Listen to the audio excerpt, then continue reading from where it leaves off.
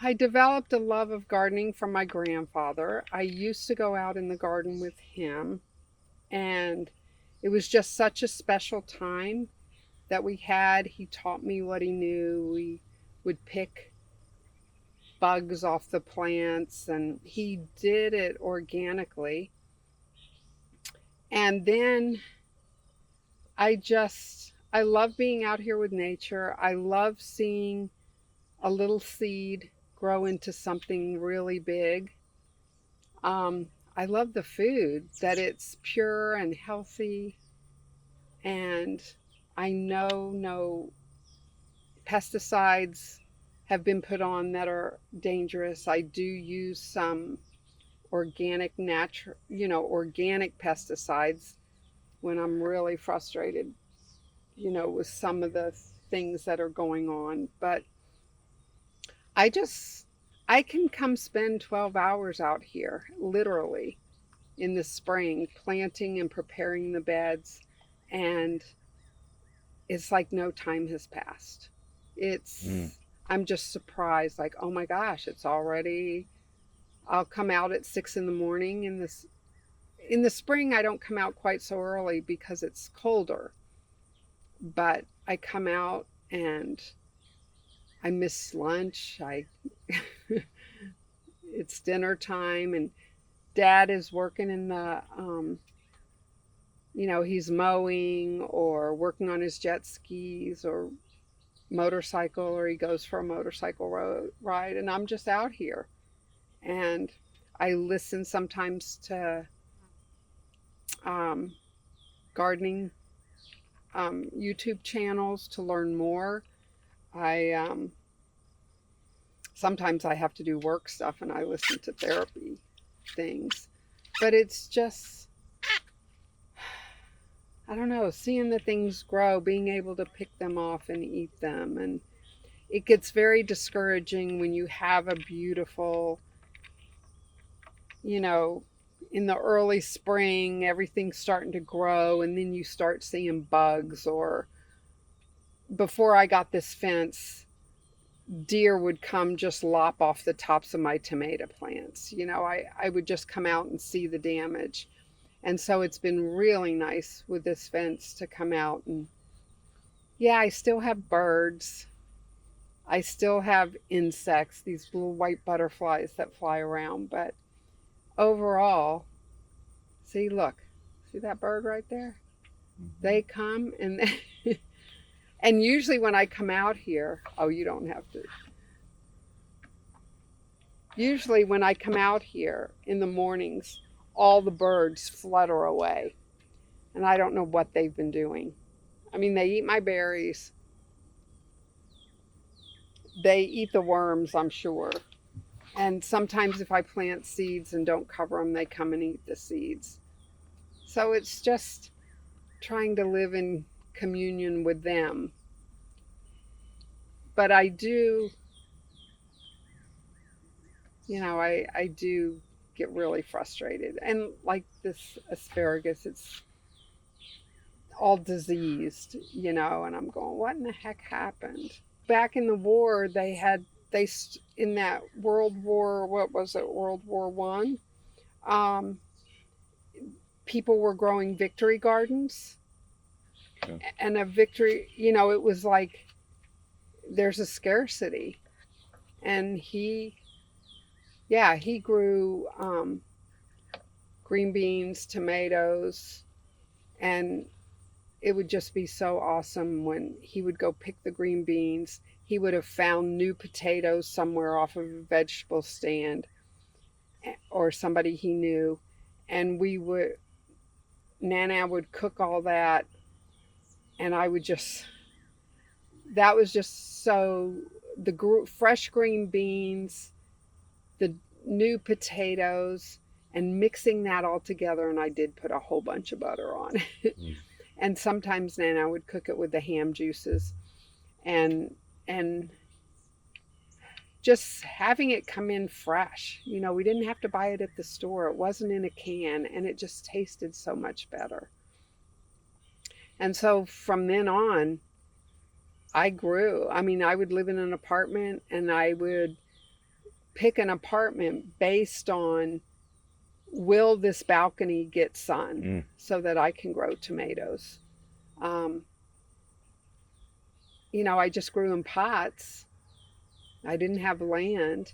I lived in a house in Baltimore that had a backyard, and I dug up and planted tomatoes, um, and I think I planted green beans, but I had to, dig up sod and everything. And so, and I would bring those tomatoes in, eat a BLT, and just be in heaven, because you can't buy a tomato in a store that tastes good as far as I'm concerned. I only eat them in the summer. I mean, I will eat cherry tomatoes sometimes from the store, but I just don't buy them. What's the happiest time in your garden of the year? Like, what's the best moment? I guess picking the fruit, and being able to eat it. But I don't know if I can say. I mean, yeah, that's rewarding, and it's delicious, and I love seeing what I've produced. But it's every step of it for me. It's the thing I don't like, or that I like the least, is planting seeds. Why? I do the square foot gardening method, and I will plant 16 radishes in a square. And I have this square now that says, okay, these colors are for the green beans, and that's 9 per square. But it's kind of tedious. I mean, it just takes a while. I like to plant plants. I try to grow a lot of my seeds inside. And so I like to come out and put seeds to put the little seedlings, because you have an empty box and then there's a plant there. The seeds, you have to wait. I mean, and I guess old times people would plant a bunch of seeds and then thin out all the plants, but they'd just scatter them. So my method is a little bit more tedious, but then I know where I planted my radishes, and I know when other things are growing somewhere else, okay, that's not a radish, it's a weed. I can pull it up. And I like the neatness of it. And Leroy Carr walking through this garden with you right now, what do you think he'd say to you? Yeah. You did good. Looks good. Yep. I think he would love it. And he would have that really, big smile, and probably give me some more knowledge. And what do you think he'd say knowledge-wise?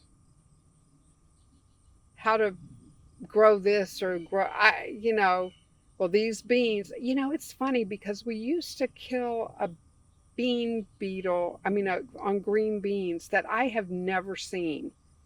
It was this little yellow bean worm, or not a worm, I don't know.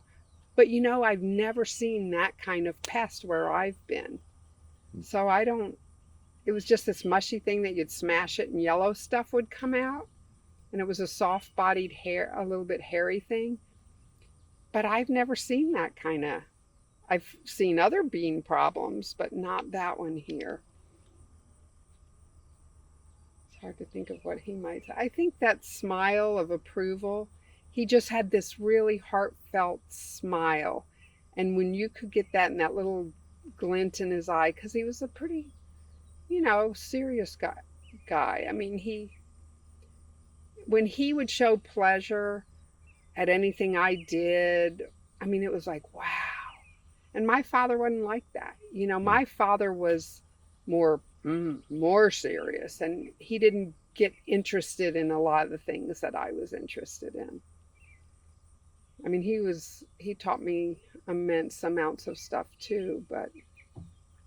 Well, is it safe to say that you feel connected to him when you're out here? Yeah. You definitely do? Yeah. Come on, honey.